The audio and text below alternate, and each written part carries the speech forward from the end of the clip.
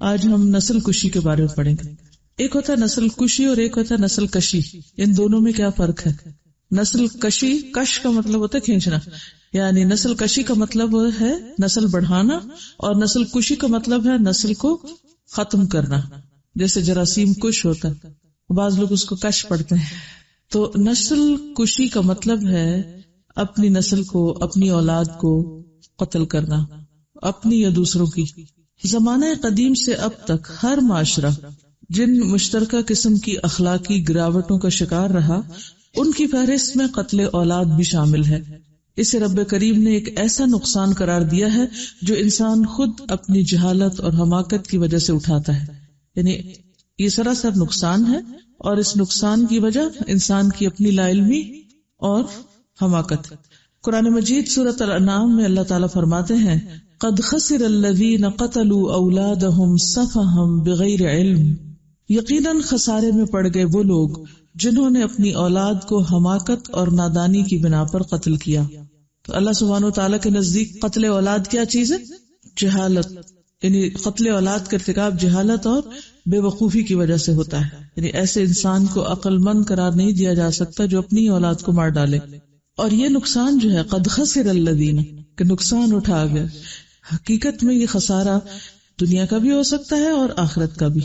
اور آخرت کی خیر سے اگر کوئی محروم رہ جائے تو اس سے بڑی اور کوئی نقصان کی بات نہیں کسی انسان کے لیے. دنیاوی اعتبار سے کیا نقصان ہوتا ہے؟ اپنی اولاد کو قتل کرنے کا دنیاوی نقصان کیا ہے؟ دنیا میں کیا نقصان ہوتا ہے؟ آخرت میں تو اللہ کی پکڑ ایک الگ چیز ہے. دنیا میں کیا نقصان ہوتا ہے سوچئے ذرا. آپ سب مستقبل کی مائیں ہیں نا، تو آپ کو پتہ ہونا چاہیے کہ اپنے ہی بچوں کو ختم نہیں کرنا، ان کو ابارٹ نہیں کرانا. آپ بتائیے. یعنی بچے ہمارا مستقبل ہیں، اور ہم اپنے پیچھے اپنے آثار چھوڑ کے جو جاتے ہیں ان میں سے ایک ہماری اولاد بھی ہوتی ہے. اور اگر اپنی اولاد کو اپنے ہاتھ سے مار رہے ہیں تو اس کا مطلب یہ ہے کہ اپنے آثار کو اپنے ہاتھوں سے ختم کر رہے ہیں. جی، اس کے انسان کے یعنی جسم کے اوپر اور نفسیاتی طور پر بے شمار برے نتائج نکلتے ہیں. جسمانی طور پر اس کو بہت سی بیماریاں لگ سکتی ہیں، اور نفسیاتی طور پر ڈپریشن کا شکار یوزلی خواتین ہو جاتی ہیں. جی، اگر بچہ طبعی موت بھی مر جائے، یعنی کسی بیماری میں بھی مر جائے، تو آپ دیکھیں کہ ماؤں کے اوپر کتنا وہ تکلیف کا اور غم اور دکھ کا وقت ہوتا ہے. تو کہاں یہ کہ اس بچے کو کوئی اور مار ڈالے، کوئی قتل کر دے، خواہ باپ ہی کیوں نہ ہو. جیسے دور جاہلیت میں بچیوں کو زندہ درگور کر کے مار دیا جاتا تھا، ختم کر دیا جاتا تھا، اور وہ وقت ماؤں کے لیے بہت بڑی آزمائش کا وقت تھا. اسی طرح فرعون نے سب سے پہلے دنیا میں یہ رسم ڈالی تھی کہ بنی اسرائیل کے بچوں کو قتل کرنا شروع کر دیا تھا. اور اس نے لڑکیاں نہیں، خاص طور پر لڑکوں کو ٹارگٹ کیا تھا، اور ان کے لیے بہت بڑا فتنہ تھا. اس کو بلاء عظیم کہا گیا ہے. بنی اسرائیل کی ایک بہت بڑی آزمائش تھی. اور کیا نقصان ہوتا ہے؟ انسان گلٹ میں ہوتا ہے، ڈپریشن میں ہوتا ہے، اور کوئی چیز. جی، اپنے لیے صدقہ جاریہ کا موقع کھو دیتا ہے.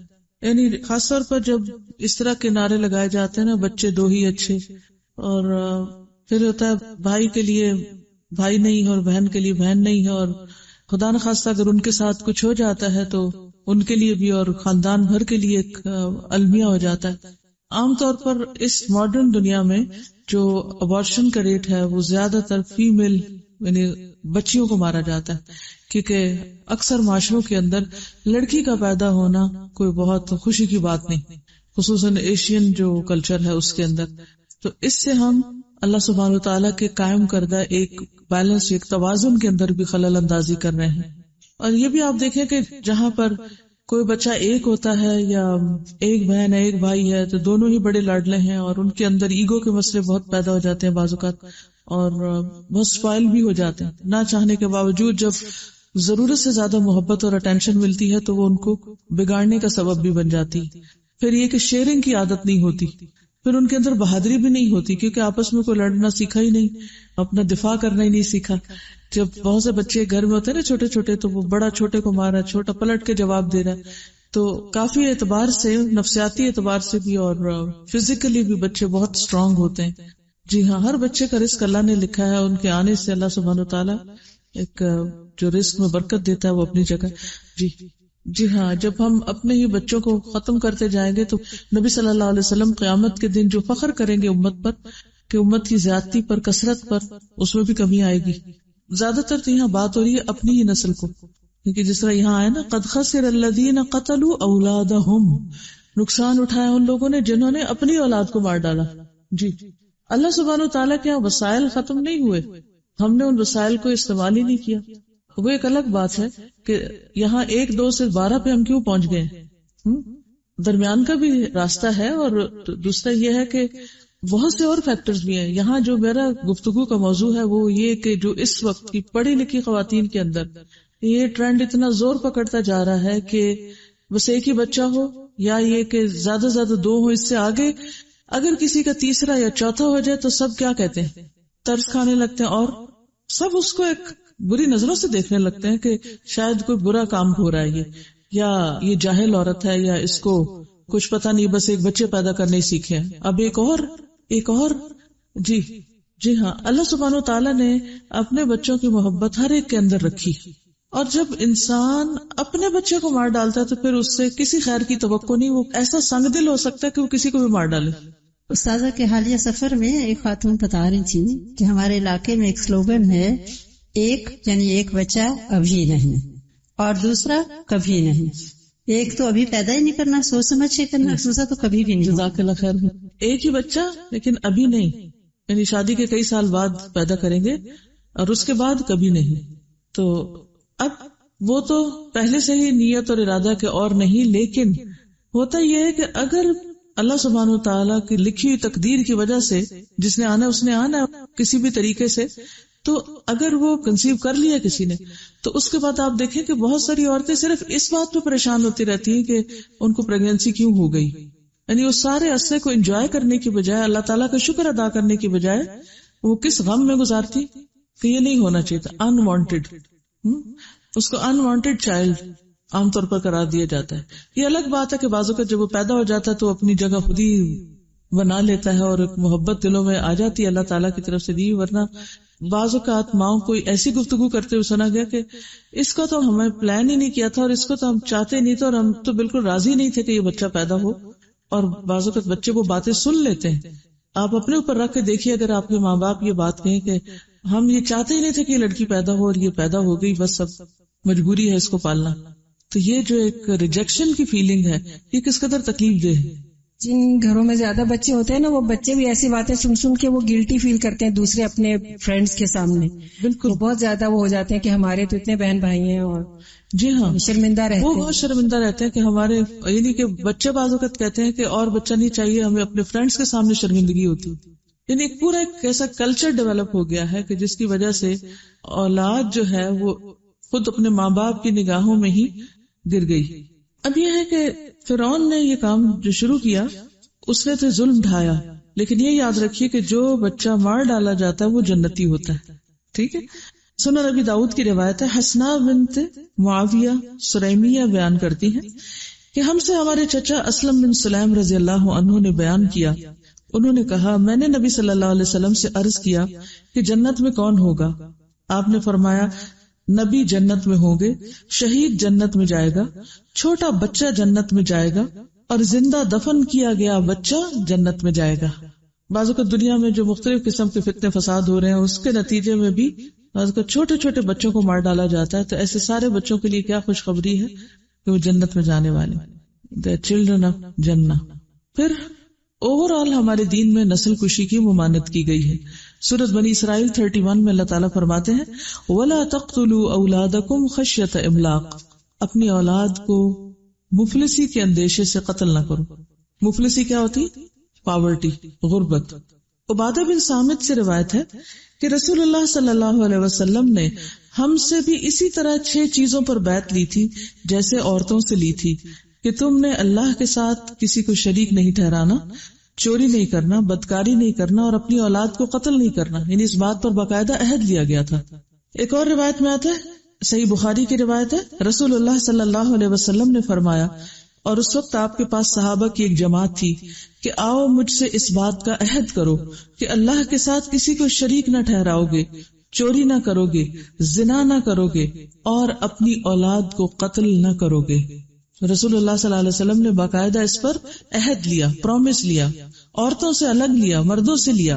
اور عورتوں سے جو آپ نے پرومس لیا وہ سورۃ الممتحنہ کی آیت نمبر 12 ہے، یا ایھا النبی اذا جاءک المؤمنات یبایعنک علی الا یشرکن باللہ شیئا ولا يسرقن ولا يزنين ولا يقتلن أولادهن ولا يأتين ببهتان يفترينه بين أيديهن وأرجلهن ولا يعصينك في معروف فبايعهن واستغفر لهن الله إن الله غفور رحيم. اے نبی صلی اللہ علیہ وسلم، جب مسلمان عورتیں آپ سے ان باتوں پر بیعت کرنے آئیں کہ وہ اللہ کے ساتھ کسی کو شریک نہ کریں گی، چوری نہیں کریں گی، زناکاری نہ کریں گی، اپنی اولاد کو نہیں ماریں گی، اور کوئی ایسا بہتان نہ باندھیں گی جو خود اپنے ہاتھوں پیروں کے سامنے گھڑ لیں، اور کسی نیک کام میں آپ کی نافرمانی نہ کریں گی، تو آپ ان سے بیعت لے لیا کریں. ٹھیک ہے، اور ان کے لیے اللہ سے بخشش طلب کریں، بے شک اللہ تعالیٰ بخشنے والا اور معاف فرمانے والا ہے. لیکن یہ وعدے کس کے لیے ہیں؟ جو یہ بڑے بڑے گناہ نہ کریں. جب آپ صلی اللہ علیہ وسلم سے کبیرہ گناہ کے بارے میں پوچھا گیا تو آپ نے کیا فرمایا؟ اللہ کے ساتھ شرک کرنا. اس کے بعد اپنی اولاد کو مفلسی کے ڈر سے قتل کرنا کہ وہ تمہارے ساتھ کھانے میں شریک ہو جائے گی. پھر جنگ میں بھی بچوں کو قتل نہ کرنے کی تلقین کی گئی. رسول اللہ صلی اللہ علیہ وسلم جب کسی شخص کو کسی دستے یا کسی بڑے لشکر کا امیر بنا کر روانہ کرتے تو اسے خود اپنی ذات میں اللہ کا تقوی اختیار کرنے اور اپنی معیت میں دوسرے مسلمانوں کے ساتھ بھلائی کرنے کی وصیت کرتے اور فرماتے اللہ کے نام سے اور اللہ کی راہ میں غزوہ کرو اور اللہ کا انکار کرنے والوں سے قتال کرو، غزوہ کرو، غنیمت میں خیانت نہ کرو، غدر نہ کرو، دھوکہ نہ دو، مقتولین کے اعضاء نہ کاٹو اور کسی بچے کو قتل نہ کرو. تو یہ آپ جس کو امیر بنا کے بھیجتے اس سے یہ وعدہ لیتے اور اس کو نصیحت کرتے کہ جنگ کی اخلاقیات کیا ہیں. اب ایسا ہے کہ بچوں کے مختلف سٹیجز ہوتی ہیں. آپ بتائیں گے کہ کون کون سی سٹیجز ہوتی ہیں اور بچہ کب تک بچہ رہتا ہے اور کہلاتا ہے بچہ؟ پہلی سٹیج کون بتائے گا؟ جب ووم میں ہوتا ہے، ماں کے پیٹ میں ہوتا ہے. اس کی دو سٹیجز، ایک ہے 120 ڈیز سے پہلے کی اور ایک ہے اس کے بعد کی. یہ ایک بڑی تقسیم کی جاتی. لیکن 120 ڈیز سے پہلے کی بھی ایک اور تقسیم ہے اور وہ ہے 40 ڈیز کی. پہلے نطفہ، پھر اس کے بعد علقہ، پھر مضغہ اور اس کے بعد پھر اگلی سٹیجز آتی. تو ان سٹیجز میں بھی بچے کا قتل منع ہے. آگے میں چل کے بتاؤں گی کہ اگر کوئی قتل کرے، خواہ ماں ہی کرائے جان بوجھ کر، تو اس کا کفارہ کیا ہے اور اس کی دیت کیا ہے. یعنی دو چیزیں اس پر، کفارہ بھی اور دیت بھی. اور اس کے بعد جب پیدا ہو جائے تو پیدا ہونے کے بعد اگر کوئی قتل کرے تو اس کے لیے کیا حکم ہے. بچے کو دنیا میں آنے سے پہلے زندگی کے ابتدائی مراحل میں تلف کرا دینا یعنی ابارٹ کرا دینا یا دنیا میں آنکھیں کھولنے کے بعد مار ڈالنا، دونوں صورتیں گناہ کبیرہ کے زمرہ میں آتی، یعنی بہت بڑا گناہ ہے، خطأ کبیرہ. دوران حمل بچہ خواہ چند ہفتوں کا ہو یا چند دنوں کا، اسقاط کہتے ہیں ابارٹ کروا کر، یا پیدائش کے بعد اسے اس نیت سے کسی ایسی جگہ ڈال کر کہ اس کی قسمت میں زندہ رہنا ہو تو کوئی اٹھا کے پال لے گا اور ہم اس کے قتل کے جرم سے بری ہو جائیں گے. یعنی ہم قتل نہیں کرتے، بس کہیں پھینک آتے ہیں اور اس کے والدین کا پتہ بھی نہ چل سکے گا، جبکہ وہ بچہ کسی جانور کا شکار بھی ہو سکتا ہے. کوئی بلی کھا سکتی ہے، کوئی کتا کھا سکتا ہے، کوئی اور جانور اس کو کھا سکتا ہے. یہ سب قتل اولاد کی صورتیں، ڈائریکٹ کیا یا انڈائریکٹ اس کو ان اٹینڈڈ چھوڑ دیا. بعض بچے سردی میں ٹھٹر کے مر جاتے ہیں، بعض یعنی انہیں کوئی اٹھانے والا نہیں تو رو رو کے وہ ختم ہو جاتے ہیں. یہ سب چیزیں قتل میں ہیں اور اس میں جو بھی شریک ہوگا. عموماً کون کون شریک ہوتا ہے؟ ماں باپ، بعض اوقات کوئی سہیلی، دوست اور ڈاکٹر. بعض اوقات جو دائیاں ہوتی ہیں عام طور پر جو گھروں میں جاتی ہیں، خصوصاً گاؤں وغیرہ میں جو ایک ہوتے ہیں نا، ایک تو ڈاکٹرز ہیں، پھر LHVs ہیں، پھر اس کے بعد جو گھریلو دیسی علاج کے ساتھ کرتی ہیں یہ سب کچھ. تو کوئی بھی ہو جو کرنے والا وہ سب اس میں شریک. کوئی جو اس کو مشورہ دے وہ بھی شریک ہے. پیچھے آپ نے کیا پڑھا قتل کے بارے میں؟ ایک ہوتا براہ راست کوئی قتل خود کرے اور ایک یہ ہے کہ اس کی نیت کرے اور پھر مشورہ دے، اس کو سپورٹ کرے، اس کو کوئی آلہ اٹھا کے پکڑائے، کوئی دوا خرید کے دے. جی ہاں، بعض اوقات نہیں انل منکر نہیں کرتے، روکتے نہیں ہیں. تو یہ کوئی معمولی بات نہیں ہے انسان کی جان لینا، کسی کو حق نہیں. مجھے ڈائریکٹ ایک جگہ سے بات کرنے کا موقع ملا کہ جہاں سے انہوں نے یہ فتویٰ دیا کہ عورت کے جسم میں کمزوری ہو تو وہ اپنا بچہ ساقط کروا سکتی ہے. میری دوست کی بیٹی پریگننٹ ہو گئی تو اس کا جو لڑکی کا شوہر تھا وہ ایک خاص مسلک کو فالو کرتا تھا. تو ارلی پریگنینسی اسی طرح ہی انوانٹیڈ سی ہو گئی، تو ایک بچہ دوسرا چھوٹا تھا، تو اس نے اپنی بیوی کو کہنا شروع کر دیا کہ بس تم ضائع کرو. میں فتویٰ لے کے آ گیا. تو مجھے شک ہوا کہ یہ لڑکا دینی بھی ہے اور یہ کہاں سے فتویٰ لے کے آیا. تو میں نے ان کا کراچی میں وہاں فون کیا جو دارالافتاء یا کچھ تھا، اور میں نے ڈائریکٹ وہ جو فتویٰ دیتے ہیں ان سے پوچھا. میں نے کہا کہ کیا اس طرح ابورٹ کرایا جا سکتا ہے بچہ؟ تو انہوں نے کہا کہ ہاں، اگر عورت کمزور ہے تو وہ بچے کو ضائع کر سکتی ہے. حالانکہ قرآن پاک میں تو اللہ تعالیٰ نے فرمایا کہ واہنن اللہ واہن، عورت تو کمزوری اٹھاتی ہے اس سلسلے میں. کمزوری کا لیول کون ڈٹرمن کرے گا؟ اس میں یہ ہے کہ اگر ماں کی جان کو خطرہ ہے تو وہ اور بات ہے، لیکن کمزوری کی بات ہے. بغیر شادی شدہ لڑکیاں بھی بہت کمزور ہیں آج کل جی، کہ جن پہ ابھی ایسا کوئی بوجھ پڑا ہی نہیں، وہ بھی بڑی ویک فیل کرتی. جی ایکچولی اس میں یہ ہوتا ہے کہ وہ پوری طرح حقیقت کو سمجھتے نہیں. مفتی عام طور پر وہی فتویٰ دے دیتے ہیں جس طرح ہم ان کو کیس پیش کرتے ہیں، یعنی اپنی مرضی کا کروانا ہو تو اس طرح کے دلائل دے دیے، دوسری راہ نہیں دکھاتے. ایکچولی جب اللہ کا ڈر آتا ہے نا دل میں، اور یہ پتہ چل جاتا ہے کہ یہ کتنا گمبھیر اور کتنا بڑا جرم ہے اور اس کے کیا کیا نقصانات ہیں، تو پھر ہی انسان بچ سکتا ہے اللہ کی توفیق سے. سورۃ الانعام آیت 151 میں اللہ تعالیٰ فرماتے ہیں قُلْ تَعَالَوْا أَتْلُ مَا حَرَّمَ عَلَيْكُمْ رَبُّكُمْ، کہہ دیجئے آؤ میں تمہیں پڑھ کے سناتا ہوں کہ تمہارے رب نے تم پر کیا کچھ حرام کیا ہے. اللہ تشرکوا بہ شیئا، کہ تم اس کے ساتھ کسی کو شریک نہ ٹھہراؤ. وبالوالدین احسانا، اور والدین کی نافرمانی نہ کرو بلکہ ان کے ساتھ احسان کرو. ولا تقتلوا اولادکم، اور اپنی اولادوں کو قتل نہ کرو. من املاق، مفلسی کے ڈر سے، پاورٹی کے خوف سے. نحن نرزقکم وإیاہم، تمہیں بھی ہم رزق دیتے ہیں اور ان کو بھی ہم رزق دیتے ہیں. نبی صلی اللہ علیہ وسلم نے فرمایا اللہ تعالیٰ نے تم پر ماؤں کی نافرمانی، لڑکیوں کو زندہ دفن کرنا، واجب حقوق کی ادائیگی نہ کرنا اور دوسروں کا مال ناجائز طریقے پر دبا لینا حرام قرار دیا. یعنی شاید شراب کی حرمت کے لیے بھی اتنے واضح الفاظ نہیں ہیں جتنے بچوں کے قتل کی حرمت کو واضح کرنے کے لیے اللہ تعالیٰ نے فرمایا. قل کہہ کے آپ فرمائے کہہ دیجئے، تعالو آؤ ادھر، توجہ کرو، آؤ بیٹھو سنو، میں تمہیں بتاتا ہوں. ما حرم ربکم، کیا حرام کیا. اور حرم باب تفعیل میں شدت بھی ہے کہ تمہارے رب نے تم پر حرام کیا. یعنی اس میں کوئی گنجائش ایسی نہیں نکلتی، اللہ یہ کہ ایکسیپشنل صورت جو کسی بھی شکل میں ہوتی ہے.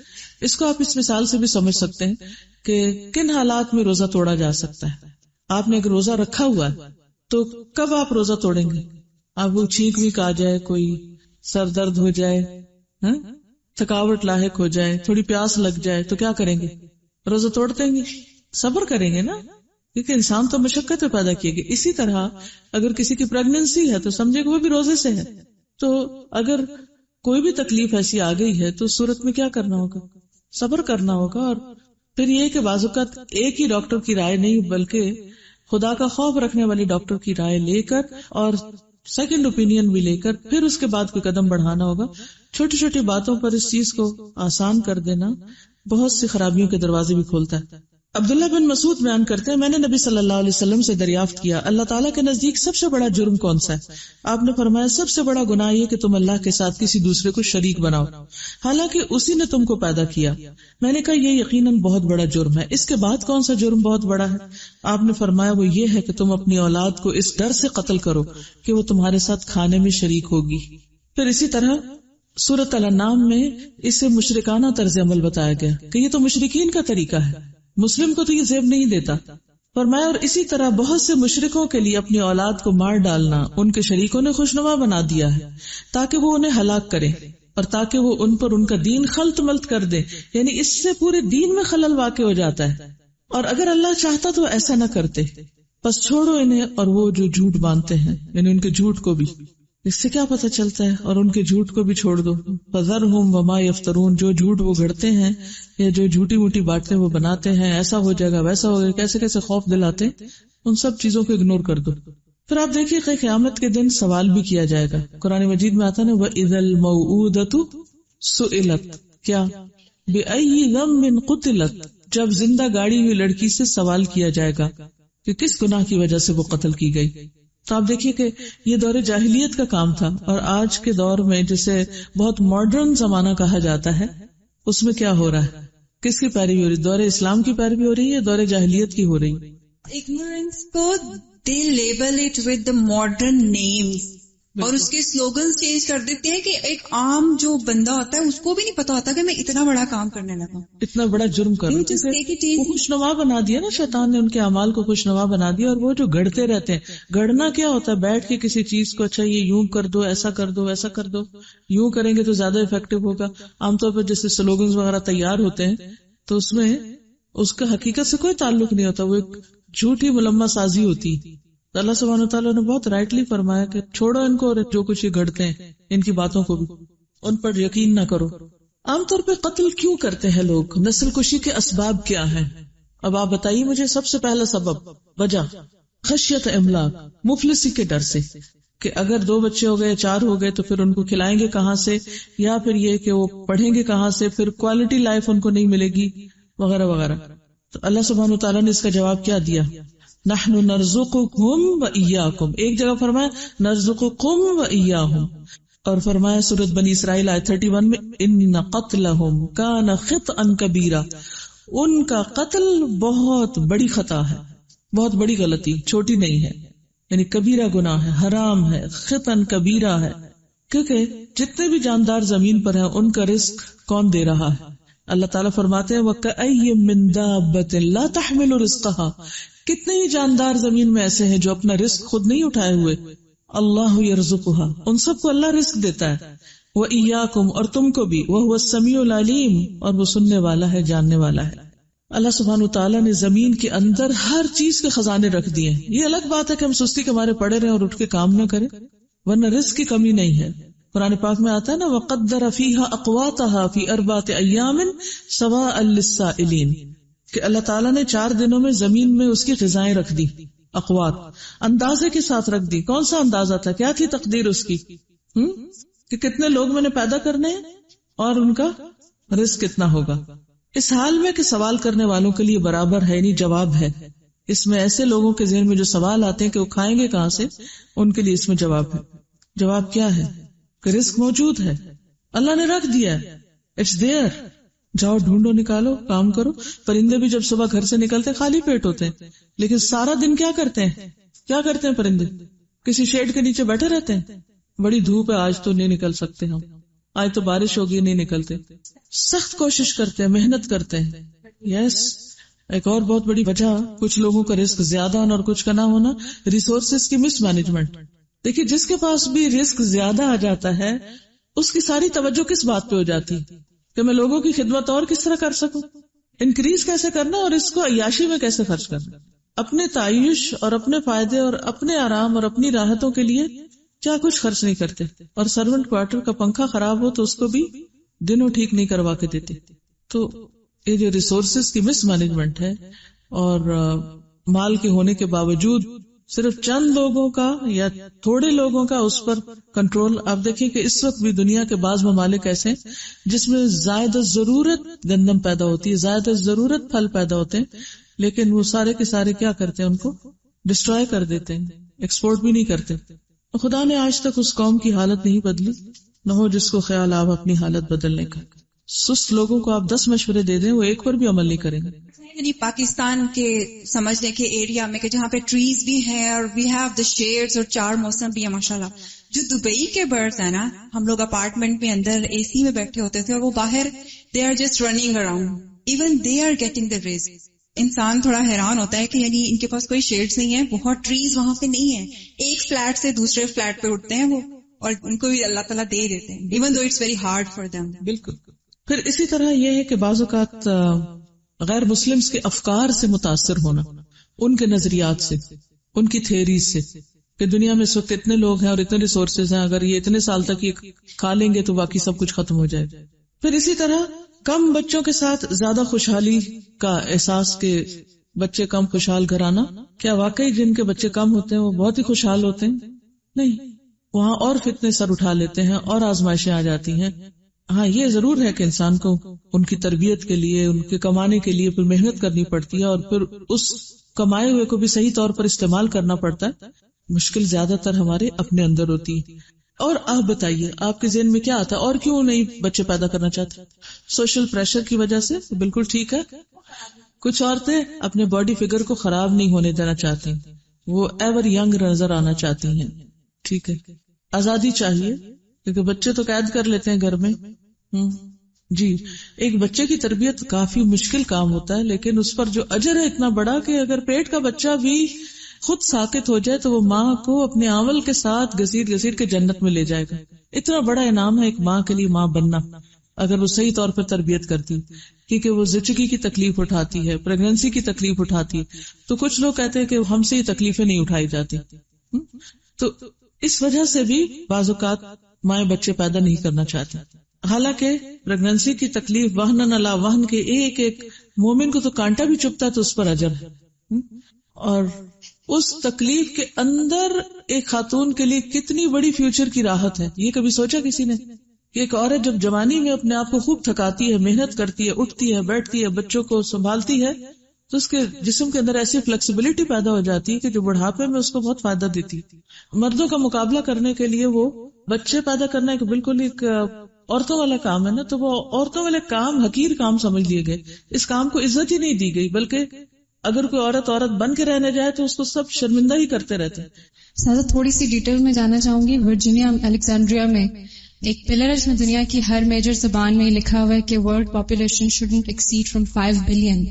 اس میں جو بگیز جن کی ہم مثالیں دیتے ہیں نا بہت لوگوں کو انسپائر کرنے کے لیے، جس میں کہ بل گیٹس ہیں، ڈیوڈ راکفیلر ہیں، queen of England queen Elizabeth ہیں، نیوزی لینڈ کی کوئین ہیں، ہال بروک جن کے بھی وفات ہوئی ہے امریکن منسٹر، یہ سب اس ٹیم کا حصہ ہیں. دے تھنک کہ اگر دنیا کو آپ نے کنٹرول کرنا ہے تو ورلڈ پاپولیشن کو 5 بلین سے انکریز نہیں ہونے دینا. اینڈ ناؤ یو سی کہ ان کے ہاتھ میں کنٹرول ہے. So what they do is کہ انہوں نے ویکسینز ایئرپورٹس پہ خصوصاً جو ہے وہ انسٹال کروائی ہوئی ہیں. اس سے یہ ہوتا ہے کہ جس کا میری اپنی بھابھی شکار ہوئی، دونوں بھابیاں باہر ہیں، کینیڈا میں، ایک انگلینڈ میں. The moment they landed over there تو اس کے بعد 1-2 ویکس بعد ہمیں ان کے مس کیریجز کی نیوز ملی. میری بہت ساری فرینڈز وہاں گئی، بہت ساری کزنس گئی انگلینڈ میں شادی ہو کر، اور 1 منتھ کے بعد 2 ویکس کے بعد ان کے مس کیریج. ایئرپورٹ پہ ویکسین کرتے ہیں ان کو.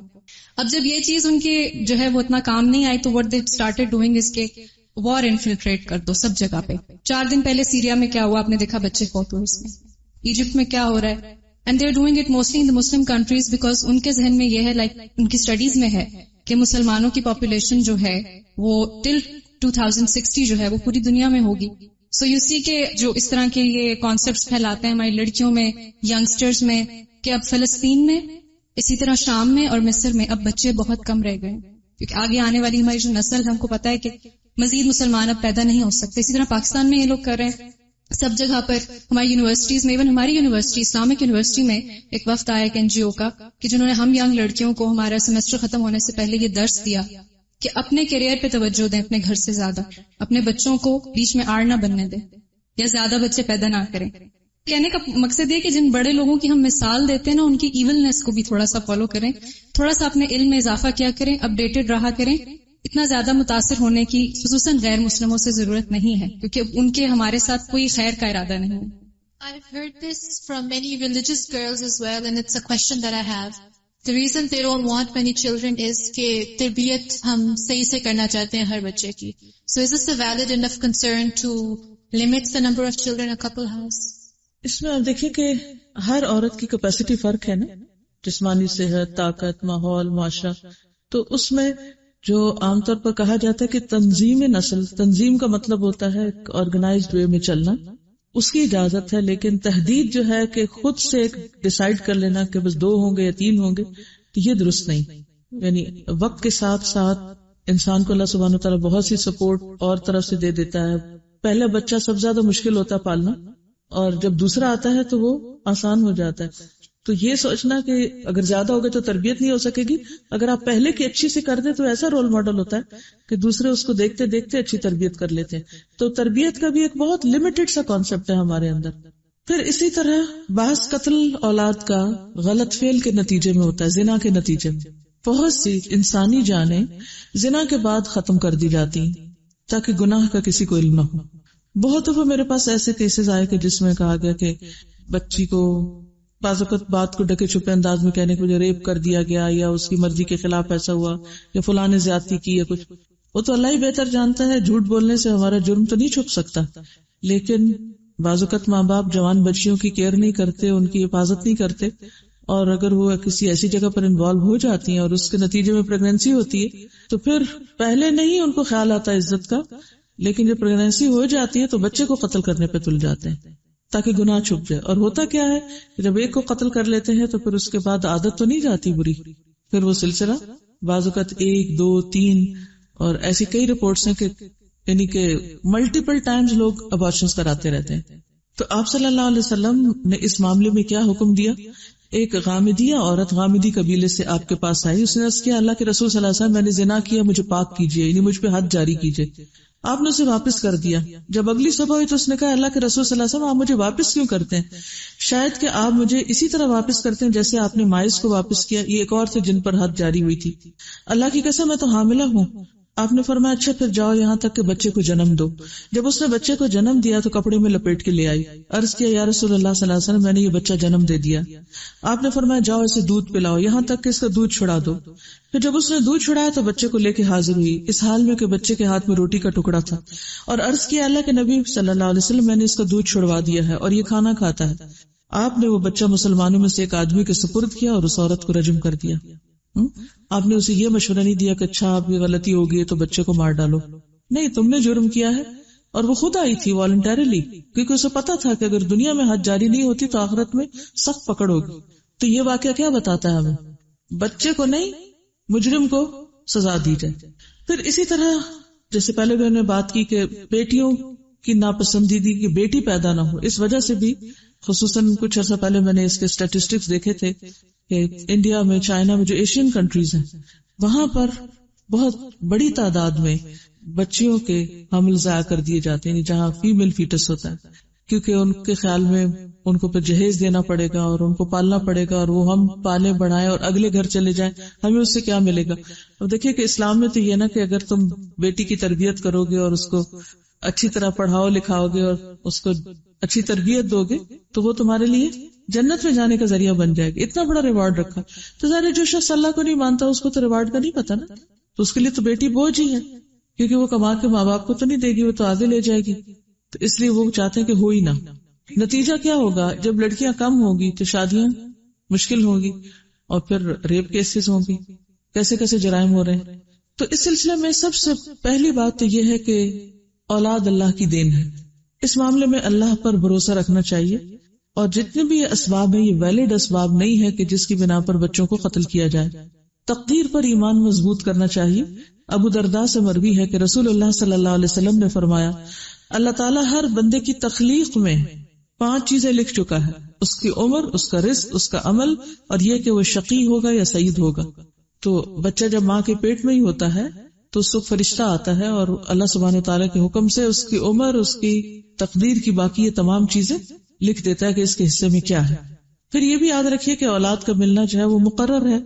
اللہ سبحانہ وتعالیٰ نے جس جان کو پیدا کرنا ہے اور جس کے بارے میں لکھ دیا وہ تو پیدا ہو کر رہے گی. سلسلہ صحیح ہے کہ ایک حدیث ہے رسول اللہ صلی اللہ علیہ وسلم نے فرمایا جس مادہ منویہ سے بچے نے پیدا ہونا ہے اگر اس کو چٹان پہ بھی بہا دو تو اللہ اس سے بھی بچہ پیدا کر دے گا. اللہ تعالیٰ نے جس نفس کو پیدا کرنا ہے اسے ضرور پیدا کرے گا. لیکن اس کے باوجود ازل کا جواز موجود ہے، اور اس پر بھی آپ نے یہ فرمایا، یعنی کہ آپ کے حکم کا مطلب یہ تھا کہ تم جب تک مناسب سمجھو ازل کرتے رہو، بہرحال جو فیصلہ اللہ نے کر دیا وہ تو ہو کر رہے گا. ٹھیک ہے، یعنی تمہاری احتیاط کے باوجود جس بچے کو آنا ہے وہ آ کر رہے گا. اور ایسے بہت سے کیسز آپ نے، یہ جو انوانٹیڈ کی بات ہو رہی ہے، یہ ایسی شکلیں کہ جس میں ماں باپ نے ہر ممکن کوشش کی کہ بچہ پیدا نہ ہو، لیکن وہ پھر بھی پیدا ہو گیا. کیونکہ آپ صلی اللہ علیہ وسلم نے فرمایا کہ جو تقدیر میں لکھا ہے وہ آ جائے گا، یعنی جس کے آنے کی تقدیر لکھی ہوئی ہے وہ ہو کر رہے گا. آپ نے فرمایا تم یہ کرتے ہی رہو گے، تم یہ کرتے ہی رہو گے، تم یہ کرتے ہی رہو گے، یعنی ازل. اور جو روح پیدا ہونے والی ہے قیامت کے دن تک ضرور پیدا ہو جائے گی، یعنی اس نے آ کے ہی چھوڑنا ہے، وہ جہاں بھی آئے. آپ صلی اللہ علیہ وسلم سے جب اس بارے میں پوچھا گیا، یعنی اس احتیاطی تدبیر کے بارے میں جو عربوں میں رائج تھی، تو آپ نے فرمایا اگر تم ازل نہ کرو تو کوئی حرج نہیں، کیونکہ یہ بات تو تقدیر کی ہے. ٹھیک. پھر اسی طرح قابل فخر عورت اللہ کے رسول صلی اللہ علیہ وسلم کے نزدیک کون ہے؟ الودود الولود. ٹھیک ہے. اب قتل اولاد کا کفارہ کیا ہے اگر کوئی کر چکا ہے؟ کفارہ کیا؟ آپ میں سے کسی کو معلوم ہے کیا کفارہ ہے؟ اگر کسی نے اپنے پیٹ کے بچے کو ضائع کرا دیا ہے یا کسی کا آپ نے کروا دیا ہے تو اس کا کفارہ کیا ہے؟ اس کا کفارہ یہ ہے کہ ایک غلام آزاد کرے اور ظاہر ہے اگر وہ نہیں ہو سکتا تو پھر 2 مہینے کے مسلسل روزے ہیں. روزے تو کفارہ ہے جی دیت اس کے علاوہ ہے.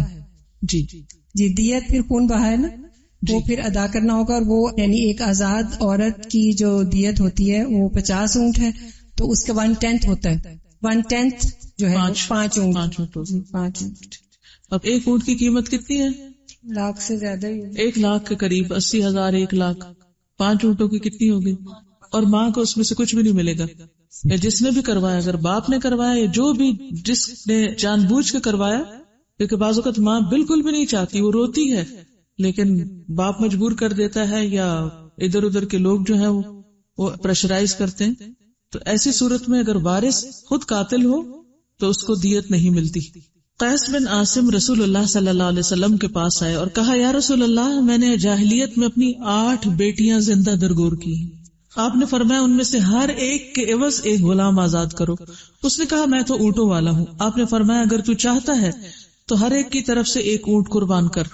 تو ان کو آپ نے یہ ترتیب بتائی تھی کیونکہ اس وقت اسلام تھا نہیں, کوئی تعلیم ہی نہیں تھی, تو دور جاہلیت کے جو گزر چکے ہیں حالات. اسی طرح اگر آج کے دور میں بھی کوئی بالکل ہی لا علم ہو اس جرم سے اور وہ کر بیٹھا ہے تو اس کو یہ بتایا جا سکتا ہے. پھر تمام بچہ یعنی اگر کمپلیٹ نہیں ہوا, ابھی بالکل ابتدائی سٹیج پر تھا, تو اس کے بارے میں مغیرہ بن شعبہ کہتے ہیں کہ 2 عورتیں بنو حذیل کے ایک آدمی کی زوجیت میں تھی, سوکنے تھی آپس میں. ان میں سے ایک نے دوسری کو خیمے کا بانس مارا, یعنی ڈنڈا مارا, اور اس کے پیٹ کے بچے کو قتل کر دیا. وہ لوگ اپنا جھگڑا نبی صلی اللہ علیہ وسلم کے پاس لائے تو دونوں اطراف کے لوگوں میں سے کسی ایک نے کہا, کس طرح دیت دیں ہم اس کی جو نہ رویا نہ کھایا نہ پیا نہ چلایا, یعنی وہ تو پیٹ میں ہی تھا, تو اس کی دیت ہم کیوں دیں؟ رسول اللہ صلی اللہ علیہ وسلم نے اس کے انداز گفتگو پہ فرمایا, کیا دیہاتیوں کی سی سزا ہے؟ کیا دیہاتی کلام ہے, یعنی یہ باتیں کیسے کر رہے ہو؟ الغرض آپ نے فرمایا اس بچے کی دیت ایک غلام ہے اور اسے قاتلہ کے وارثوں کے ذمے لگا کہ وہ ادا کرے, یعنی اگر ماں کے پاس کچھ نہیں تو پھر باقی لوگ ادا کریں گے. بچے کے قتل کی قاتل عورت کے خاندان پر بھی دیت آتی ہے. مغیرہ بن شعبہ نے ایک اور روایت میں یہ بات ذکر کی ہے. پھر اسی طرح خاص طور پر جو یعنی قریبی رشتہ داروں یا پھر کسی کا کہہ کے کروا دیا ہے تو اس صورت میں بھی پھر آئے گی. اب بنیادی طور پر 4 مہینے جس عورت کا حمل گزر چکے اس کے بعد اگر کوئی اسقاط کروائے تو فقہا کا اس بات پر اجماع ہے کہ روح آ جانے کے بعد یا روح ڈالی جانے کے بعد جنین کو قتل کرنا حرام ہے, یعنی 120 دن کے بعد اس حال میں قتل کرنا جائز نہیں, الا یہ کہ ماں کی جان کو خطرہ ہو. بعض اوقات لوگ کہتے ہیں ڈاکٹر نے کہا ہے کہ اس کے سر پہ کوئی پھوڑا ہے, اس کے گردے ٹھیک نہیں, اس کا فلاں چیز ٹھیک نہیں. اگر وہ ٹھیک نہیں تو اللہ سبحانہ وتعالیٰ اس کی جان خود ہی لے لے گا. آپ کیوں مجرم بنتے؟ یعنی جنین کی بات کریں, فیٹس کی بات کریں, یا پھر وہ جو پیٹ کا بچہ. تو اگر کوئی ایسا کر چکا ہے تو سب سے پہلی چیز کیا ہے, کیا کرے؟ توبہ استغفار, ندامت کے آنسو بہائے, توبہ استغفار کرے کہ آئندہ یہ کام کبھی نہیں کرے گی, اور کثرت کے ساتھ نیک اعمال کرے, نماز پڑھے, صدقہ خیرات کرے, روزے رکھے. پھر یہ ہے کہ دیت اور کفارہ دونوں واجب ہوں گے. جنین کی دیت ایک غلام یا لونڈی آزاد کرنا ہے, یا پھر 5 اونٹ ہیں جو ورثاء کو دیے جائیں گے. ماں ان میں سے کچھ بھی نہیں لے گی. اگر ورثاء اپنی خوشی سے کچھ دینا چاہے تو وہ اور بات ہے. سعودی عرب کی جو اللجنۃ الدائمہ للافتاء ہے, یعنی اسکالرز کی کمیٹی جو مل کے فتویٰ دیتی ہے, ان سے سوال کیا گیا کہ جو عورت جان بوجھ کر جنین ساقط کر دے, خود اپنے پیٹ کے بچے کو گرا دے جبکہ وہ 4 ماہ کو پہنچ گیا ہو, تو وہ عورت کیا کرے اور اس کا کفارہ کیا ہے؟ تو انہوں نے جواب دیا, جو عورت جان بوجھ کر جنین کو ضائع کر دے تو وہ اللہ سے توبہ کرے, استغفار کرے, امید ہے کہ اللہ اسے بخش دے گا. اس کے ذمہ دیت ہے اور وہ ایک غلام یا لونڈی آزاد کرنا ہے, یا پھر اس کی قیمت 5 اونٹ ہے. اور 5 اونٹوں کی قیمت کیا ہوگی؟ جو بھی جس ملک میں جہاں رہتے ہیں وہاں پر اونٹوں کی جو بھی قیمت ہو. جی ہاں, کیونکہ غلام آزاد کرنا بیسک ہے, تب تو غلام ہے نہیں, تو ایک غلام کا جو ایکول ہے وہ 5 اونٹ ہے. پھر بچے کے 1/5 ہے نا, اس لیے باپ کو دی جائے گی کہ اس کی اولاد ہے نا, تو پھر ماں کو ملے گی, ماں نہیں چاہتی تو. اور اگر دونوں نے مل کے کیا ہے تو اسبا کو چلے جائے گی. جو وراثت میں جب اصحاب الفروض نہیں ہوتے تو کدھر جاتی ہے تقسیم؟ نہیں, ورثات کو ہی جائے گی.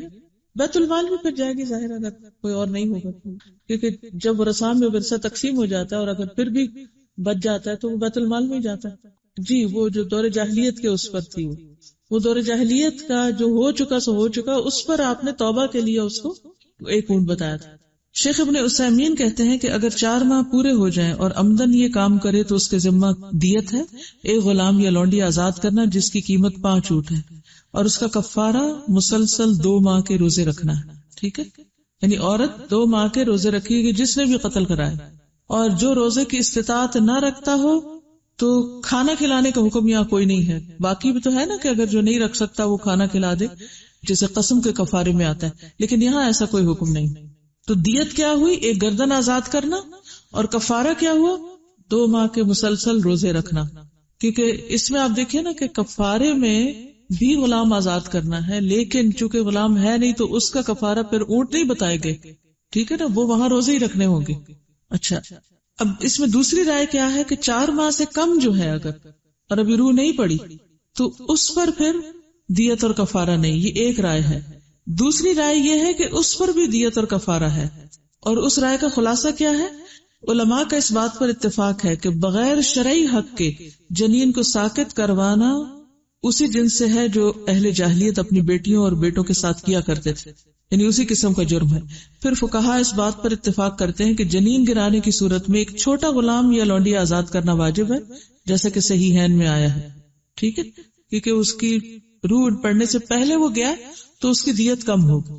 اور وہ جو دور جاہلیت میں جیسے ایک اونٹ بتایا گیا، آپ نے چھوٹا غلام کہا یا لونڈی کہا، عورت مرد غلام نہیں کہا، کیونکہ غلاموں کی بھی قیمتیں فرق ہوتی ہیں.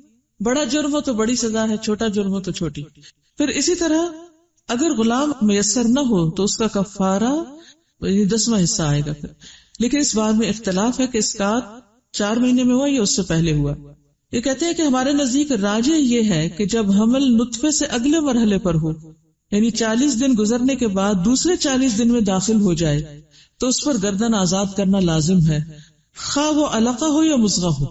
اس سے کوئی فرق نہیں پڑتا، کیونکہ جن لوگوں نے دیت کے لیے تخلیق کی شرط رکھی ہے تو 40 دن کے بعد جنین میں تخلیق کا عمل شروع ہو جاتا ہے، یعنی شیب بننے لگتی ہے. دل کب دھڑکنا شروع ہوتا ہے؟ ارلیسٹ 40 ڈیز میں. تو مسلم کی حدیث کی دلیل لیتے ہیں کہ جب نطفہ 42 دن کا ہوتا ہے، 42 ڈیز کا، تو اللہ تعالیٰ اس نطفے کی طرف ایک فرشتہ بھیجتے ہیں، وہ اس کی صورت بناتا ہے، یعنی فرشتہ اندر بیٹھ کے کام کر رہا ہوتا ہے، اس کے کان، آنکھیں، کھال، گوشت اور ہڈیاں وغیرہ، یعنی اس کا ڈیزائن بنا رہا ہوتا ہے. گویا انسان کی تخلیق کی ابتدا ہو جاتی ہے، اور یہ صحیح مسلم کی روایت ہے. تو پھر جب وہ انسان کی شکل میں آ گیا، چاہے وہ ابھی ہمیں نظر نہیں آتی، تو اس کے لیے بھی پھر وہی کفارہ اور دیت ہوگی. تھوڑا سا مزید الیبوریٹ کرنے کے لیے کچھ آپ کو تصویریں دکھائی جائیں گی، جس سے آپ کو یہ اندازہ ہوگا کہ ارلی پریگنینسی کو بھی ابارٹ کرنا کیوں منع ہے. بظاہر یوں لگتا ہے کہ ابھی یہ بہت چھوٹی چیز ہے، علقہ ہے یا مصغہ ہے، لیکن اس میں بھی کتنی ڈیولپمنٹ ہو چکی ہوتی ہے وہ ان تصویروں سے آپ دیکھیں گے. اور خصوصاً 120 ڈیز پر بچے کی حالت کیا ہوتی ہے. یہ ہیومن ایمبریو کی، انسان کی جو تخلیق ہے ماں کے پیٹ میں، اس کی کچھ سٹیجز کی تصویریں اس میں دی گئی ہیں، تو دیکھتے ہیں. یہ آپ کو پتہ ہے نا، جو پہلے نطفہ ہوتا ہے وہ تو بالکل ہی مائکروسکوپک ایک چیز ہوتی ہے، سیل ہوتا ہے ایک، اور مدر اور فادر کا نطفہ مل کے تو اس وقت سے پھر وہ سٹارٹ ہو جاتی ہے اس کی ڈیولپمنٹ. پہلے وہ ڈیوائڈ کرتا ہے، 2 سیلز بنتے ہیں، پھر 4 بنتے ہیں، پھر 8، پھر 16، اس طرح سے وہ ڈویژن ہوتی ہے. وہ سب کچھ مائکروسکوپک ہوتا ہے. یہ بھی بہت ہی چھوٹی سی ایک چیز ہوتی ہے، 4 ویکس پر، یہ یعنی کہ 28 ڈیز پر یہ شکل ہوتی ہے انسان کی. اور اس میں جو ہے ہارٹ 18 ڈیز پہ بیٹ کرنا شروع ہو جاتا ہے، یعنی 2 ہفتے اور 2-3 دن کے بعد جو ہارٹ ہے وہ بیٹ کرنا شروع ہو جاتا ہے. اس سے کیا پتہ چلتا ہے کہ ہارٹ بیٹ ختم ہونے سے موت واقع ہوگی، اور ہارٹ بیٹ سٹارٹ ہونے سے زندگی شروع ہو جاتی ہے. تو بعض لوگ جیسے تھوڑا سا بھی پیریڈز اوپر ہوتے ہیں تو لوگ گرم دوائیاں اور پتہ نہیں کیا کیا کھانے لگتے ہیں کہ بس جلدی سے ختم ہو جائے. تو یہ بھی غلط ہے.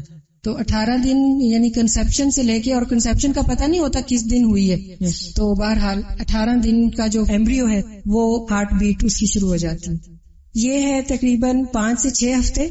آپ دیکھ رہے ہیں کہ اس میں آئیز کی شکل اور یہ لمز بھی ایون بن گئے ہیں، اور یہ صرف 35 سے 42 دن کے درمیان میں یہ یہ ہو جاتی ہے. اور پہلا 40 دن جو جی اور 40 دن بہت امپورٹنٹ ہے کیونکہ پہلا جو سٹیج ہے اس کے بعد پھر اگلی سٹیج یعنی علقہ کی شروع ہو جاتی ہے. یہ 56 ڈیز پر 8 ویکس کی پریگنینسی جو ہے اس میں ہاتھ پاؤں اور باقی سارے جو آرگنز ہیں وہ ڈیفرینشیٹ ہو کے ڈیولپ ہو رہے ہیں. آپ دیکھ رہے ہیں آنکھوں کی جگہ بھی نظر آ رہی ہے اور برین بھی ڈیولپ ہو رہا ہے, بلکہ نروس سسٹم تو سب سے پہلے ڈیولپ ہونا شروع ہو جاتا ہے ہارٹ کے بعد. It means less than 2 months. Yes یہ 10 ہفتے ہیں 70 دن. اس میں آئی لیڈز جو ہے وہ تھوڑی سی کھلی ہیں, سیمی شٹ ہیں, اور اس کے بعد یعنی کہ ہم نے پڑھا ہوگا اور ہم نے دعا بھی مانگتے ہیں نا, وہ شق السمع والبصر, تو وہ ایک سلٹ شک ہوتا ہے اور اس کے بعد سے وہاں آئیز بنتی ہیں اور کان جو ہیں وہ پہلے سے بننا شروع ہو جاتے ہیں. یہ 16 ہفتے تقریباً 112 دن کی جو ہے وہ ایمبریو, اور یہ 18 ہفتے پہ ہے 126 دن, اور 120 دن جو ہیں وہ بہت امپورٹنٹ ہیں کیونکہ یہ 4 مہینے اس پہ ختم ہو جاتے ہیں, جس کے بعد ابارشن جو ہے بہرحال وہ ایک سب کا کنسنسس ہے کہ وہ ایک نفس کا قتل ہے جس میں پھر دیت بھی دینی ہوتی ہے. لیکن ابھی ہم جیسے دیکھ رہے ہیں کہ ہارٹ بہت جلدی ڈیولپ ہو جاتا ہے اور وہ بیٹ کرنا شروع ہو جاتا ہے, تو میرا خیال ہے کہ کسی بھی سٹیج پر اس کو ابورٹ کرانا جو ہے وہ قتل نفس ہی ہوگا. بالکل, یعنی کہ ایک لائف جو وجود میں آ چکی ہے, اگر اس کو روح نہ بکے تو لائف تو ہے نا, کیونکہ ہارٹ بیٹ اس کے بغیر تو نہیں, گروئنگ سیل ہے. جی بالکل. جزاک اللہ خیر. تو یہ تو تھا بچے کا قتل جو ماں کے پیٹ کے اندر ہوتا ہے, اور اس کے کچھ احکامات آپ نے پڑھے. انشاءاللہ اس کے جو دیت کی تقسیم کے بارے میں کچھ بات ہے, اس پر مزید ریسرچ کر کے آپ کو جلد بتائیں گے. اور خصوصاً ولد الزنا جو ہے, ولد الزنا کے سلسلے میں یہ ہے کہ اگر ماں ابورٹ کراتی ہے تو ماں تو قاتل میں شامل ہے, اس کو تو نہیں دیت دی جا سکتی, اور باپ جو ہے اس کو تو ویسے ہی وہ تو آؤٹ ہو گیا. تو اس صورت میں پھر وہ سلطان یعنی جو بھی بیت المال میں جائے. ٹھیک. اللہ سبحانہ وتعالیٰ نے انسان کو عقل, سمجھ اور بہت کچھ دیا ہے. ہم اپنی عقل کا استعمال ہی نہیں کرتے, کوشش نہیں کرتے, آگے نہیں بڑھتے, اور صرف بلیم کرتے رہتے ہیں یا دین کو یا اسلام کے احکامات کو کہ یہ بڑا ظلم ہے, ہمیں کیوں نہیں اجازت دے رہے کہ اپنے بچے قتل کر لیں, ہمیں کیوں نہیں اجازت دے رہے کہ ہم کوئی غلط طریقے اختیار کر لیں. اللہ نے صحیح طریقے بھی بتائے ہیں, اور یہی تو ہمارا امتحان ہے کہ ہم عقل کہاں استعمال کرتے. کیا اگر کسی کے ساتھ ایسا ہو رہا ہے تو اس کا حل یہی ہے کہ وہ پھر غلط طریقہ اختیار کرے؟ کیا کوئی درست طریقہ نہیں ہے؟ وہ درست طریقہ کیا وہ جانیے. جی جائز ہے, لیکن پرماننٹ میتھڈ جائز نہیں ہے. ٹھیک ہے, اچھا, لیکن جو عارضی طریقہ ہوگا اس کے باوجود اگر اللہ کا حکم ہوگا تو ہو جائے. اور انسان کا یقین بھی یہ ہونا چاہیے کہ جیسے کولڈ سے بچنے کے لیے آپ احتیاط کرتے, اسی طرح کسی بھی پریگنینسی کے لیے بھی احتیاط کی جا سکتی ہے, لیکن یہ یقین ہونا چاہیے کہ اگر وہ میرے حصے میں لکھا ہے تو وہ تو ہو کے ہی رہے گا. یعنی اللہ کے فیصلوں کو کوئی نہیں بدل سکتا, لیکن اللہ ہی کا حکم ہے. جیسے ازل کی میں نے بات کی تھی تو اس میں نبی صلی اللہ علیہ وسلم نے اسے مکمل طور پہ روکا نہیں تھا یا حرام نہیں قرار دیا. وہ ایک احتیاطی طریقہ تھا جو دور جاہلیت میں استعمال ہوتا تھا. جدید دور میں اور طریقے ہیں, لیکن یہ یاد رکھیے کہ مومن وہ ہوتا ہے کہ جو کہتا ہے کہ اللہ جو تو نے فرمایا وہ سچ فرمایا, اور جو رسول صلی اللہ علیہ وسلم نے فرمایا وہ سچ فرمایا, اور میرا اس پر ایمان ہے اور یقین ہے, اور اس کے دل میں کوئی شک نہیں ہوتا. سب سے پہلی چیز تو ہمیں اپنے اندر یہ لانی چاہیے. اور اگر ہم خود ہی ڈاؤٹ فل ہیں کہ یہ تو طریقہ ٹھیک نہیں, یہ کیوں کہہ دیا گیا, تو پھر اس کا نقصان کیا ہوگا؟ وہ تو جو کریں گے غلط بعد میں, پہلے تو اس کی بھی پکڑ ہو جائے گی. ٹھیک ہے نا جی. مکمل طور پر کروانا, اس میں آپ دیکھیے کہ ایک تو ہے کہ ماں کی جان کو خطرہ ہوتا ہے, جیسے کچھ لوگوں کے سیزیرین بچے پیدا ہوتے ہیں, اور سیزیرین جو ہے وہ 4 حد سے حد میکسیمم 4 ہیں, عام طور پر 3 ہوتے ہیں.